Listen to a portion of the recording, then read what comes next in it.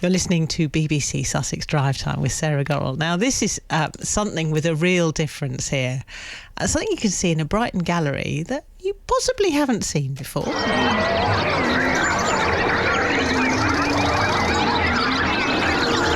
I love the sound of this.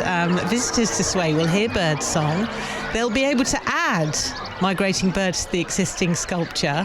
A bit of a challenge for organisers to both create and construct the birds that fly from the gallery ceiling and allow others to be added by visitors. So what's the reason for this bird-related exhibition? Well, joining me in the studio now, John Warburton, along with artist Solange Leon, and also Lydia Heath, who's the gallery manager. Thank you all so much for coming in. Let's start with you, Solange. This is such an interesting idea, very different. Where did it all come from?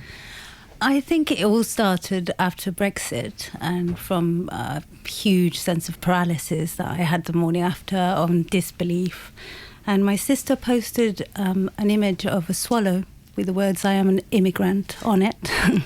And then on the same week I heard David Attenborough talk about how it was a shame that swallows were not members of the union, because obviously they're so not looked after in the same way if we lose the environmental laws that protect us. So really, I suppose it's a look at migration in a very different way. Tell us how this. I'm intrigued by the idea that you've got the bird song, and then people can add their own birds. That sounds quite a challenge. Well, I didn't want people just to look at an exhibition. I wanted them to think about the idea of the movement of migratory species, but not just of other species, but also of humans.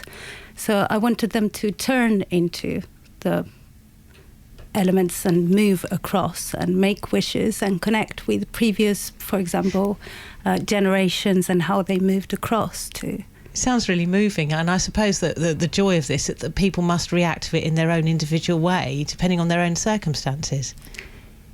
Yeah, I mean, I think there's also an element that was born later, which was a big world map where people trace their journeys. And some people have drawn their own journeys of their individual movements, but some people have connected to previous generations and also to future wishes. So the time has changed a lot. Let's just bring Lydia, gallery manager, in on this. So Lydia, it sounds really unusual. What's the response to this been so far? Yeah, it's been overwhelming, really. We've had almost 400 people come to visit the show so far, and everyone that's coming is kind of staying for quite a long time and engaging with the different elements of the work. And I think what's been really moving for me is seeing kind of people coming together and experiencing something positive, and this idea of solidarity, because I think it's quite easy to feel hopeless when looking at sort of political and environmental issues, and that's definitely something that we try to do with our exhibitions at ONCA. I love the interactive nature of this as well, and the fact that you've got all the audio, and it sounds like something that people can come along and literally immerse themselves in it. Yeah, absolutely, and they have. And like Sol said, with mapping, we've got this big world map on the wall which has no borders, so people get to see the world in the way that the swallows would as they're moving across. So yeah. Was it a challenge to make sure that this all works? You know, the idea of people adding their birds and their... Without a doubt. I thought it might be. Because obviously we wanted to...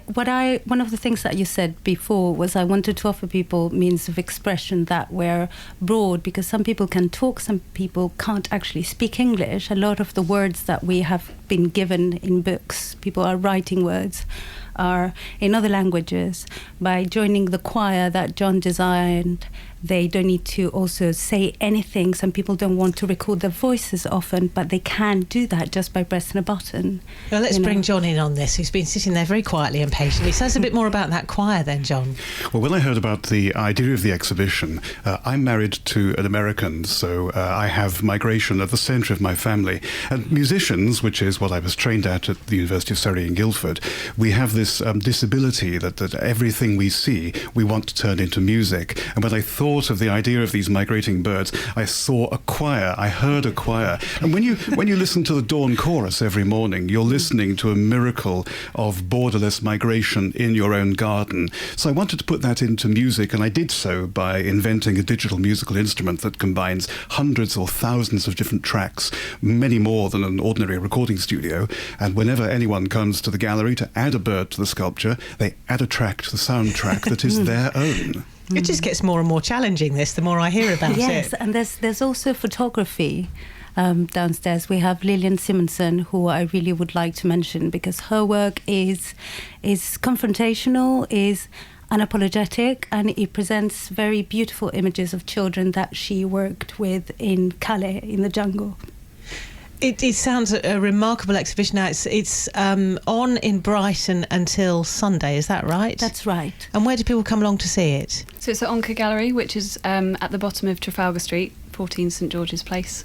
And just come along, Come immerse along, yourself. yeah, we're open 12 till 6 Wednesday through to Saturday, and 12 till 4 on Sunday. And we have a closing celebration on Sunday at 4 for everyone to come together, and some of the words that have been collected in the books that Sol mentioned are going to be turned into a poem by some poets. John, you sound remarkably proud to have been involved in this.